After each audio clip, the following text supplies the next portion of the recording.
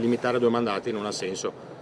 Quindi se la regione funziona bene uno può stare anche di più di 10 anni? Se viene eletto dal popolo è giusto che rimanga di più, basta che faccia il suo lavoro. Un mandato potrebbe essere limitativo, 2 è un tempo adeguato per realizzare di concerto le esigenze della regione anche rispetto alle problematiche in evoluzione nell'arco temporaneo di 10 anni. Il limite dei 2 mandati in regione è giusto? 10 anni, ovvero 2 legislature per assessori e consiglieri regionali, sono troppe o troppo poche? Lo abbiamo chiesto ai trevigiani. Per me è giusto, cioè tenere la stessa persona 20 anni è troppo, cioè ha bisogno di cambiamento, anche per quello che si sente nei telegiornali. Ma sono sufficienti e secondo me è necessario non prorogare oltre questi incarichi. La politica va rinnovata, le persone cambiano per le persone, cambiano le generazioni